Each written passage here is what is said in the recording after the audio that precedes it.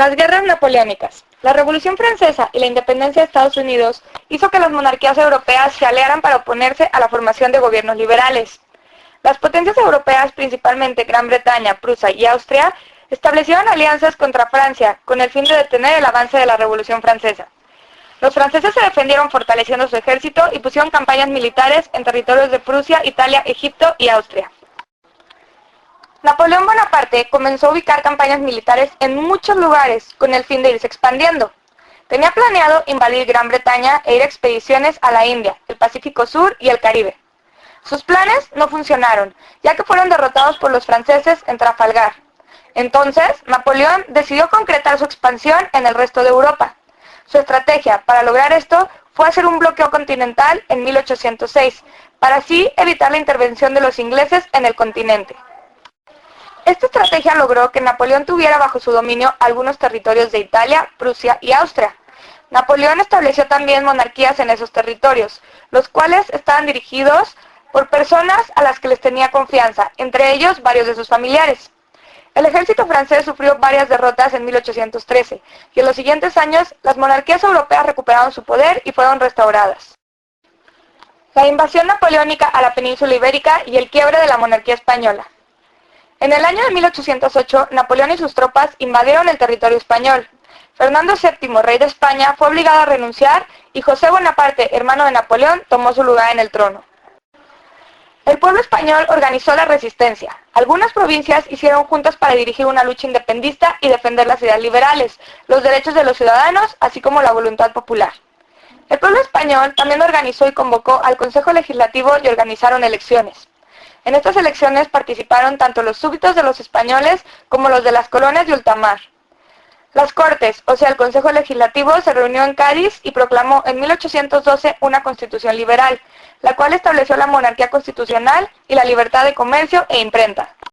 Un año después, en 1813, el pueblo español, con la ayuda de Gran Bretaña, logró derrotar al ejército de Napoleón, y el rey Fernando VII volvió al trono jurando respetar la Constitución, y aunque rompió su juramento aboliéndola, en 1820 el pueblo se levantó en armas en una revolución liberal, y obligaron nuevamente al rey a respetar la Constitución. Las independencias americanas y las dificultades para su consolidación. Para fines del siglo XVIII, el enojo de las colonias iberoamericanas había crecido mucho por la causa del aumento de impuestos, entre otras cosas. Se estaban formando juntas con pensamientos liberales en todo el mundo. En territorios como Nueva España y el Alto Perú, ahora Bolivia, las burocracias lograron someter las juntas con rapidez. Sin embargo, en lugares como Río de la Plata, Quito, Nueva Granada, Chile y Caracas, las juntas se fortalecieron y formaron gobiernos autónomos. En 1810, en Nueva España, cuando se quiso suspender violentamente la Junta, sucedió el levantamiento en armas de Miguel Hidalgo. En 1811, la Junta en Caracas declaró su independencia. Santa Fe y otras ciudades de Nueva Granada, así como Chile, lograron construir gobiernos autónomos.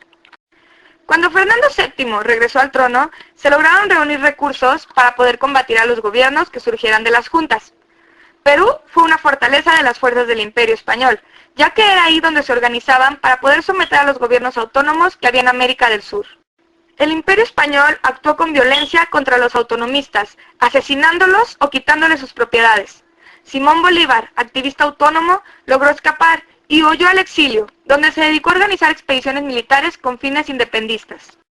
En 1817, en el Virreinato de Río de Plata, las juntas de algunas provincias se reunieron en Tucumán y declararon la independencia de las Provincias Unidas del Sur. Sin embargo, para poder asegurar sus independencias, tenían que derrocar el control del virreinato de las provincias del Alto Perú. En 1816, Simón Bolívar desembarcaba en Venezuela y tras varios tropiezos logró emprender una campaña militar que liberó a Nueva Granada y Quito, y así se unieron en 1819 a la República de Colombia. En 1821, las colonias que estaban en la región de Centroamérica lograron su libertad y declararon su independencia en 1821 junto con México. En 1824, Simón Bolívar y San Martín consiguieron liberar el Virreinato de Perú y Alto Perú del control español. Tras todas esas luchas, casi todas las colonias hispanoamericanas lograron su independencia. Cuba y Puerto Rico fueron los únicos que quedaron sometidos al poder de la colonia española. la Santa Alianza, la Europa de la Restauración y las revoluciones de 1848. Al finalizar la derrota de Napoleón, las monarquías europeas estaban decididas a restaurar su poder. Se juntaron en el Congreso de Viena los representantes de Gran Bretaña, Austria, Prusia y Rusia, y decidieron que Francia debía reconquistar y restaurar su poder en los territorios que Napoleón había adquirido.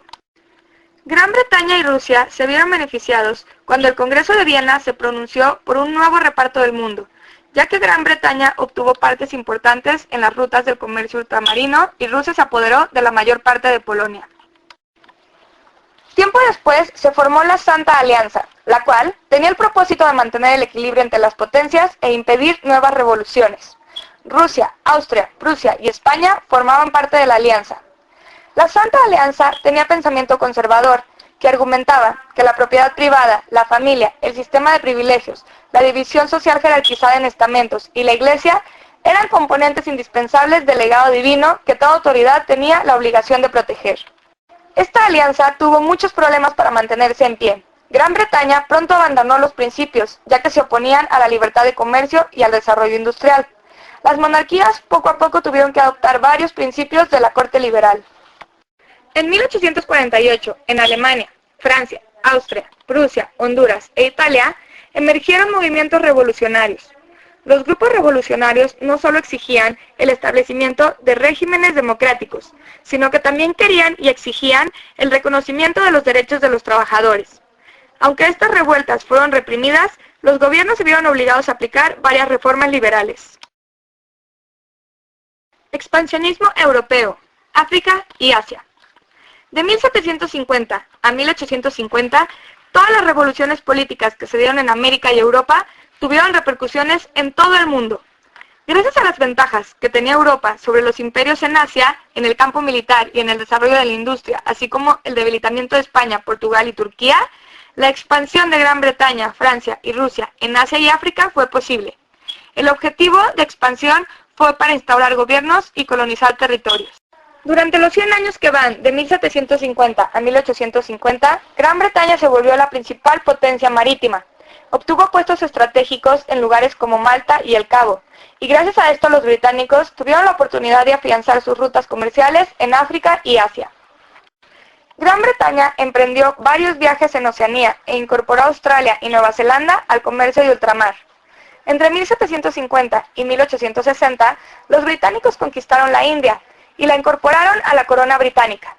Entre 1839 y 1843, Gran Bretaña, apoyada por Francia, tuvo la primera guerra de opio en contra de China. La derrota de China dio la posibilidad a los europeos de comerciar en puertos que anteriormente habían estado cerrados, y también pudieron comenzar a internarse en territorio chino. En 1807, el gobierno de Gran Bretaña prohibió a sus embarcaciones la venta de esclavos. Entonces, los británicos se dedicaron a instaurar un gobierno colonista, a conquistar el oro y al establecimiento de campos de explotación de aceite vegetal en distintas regiones de África.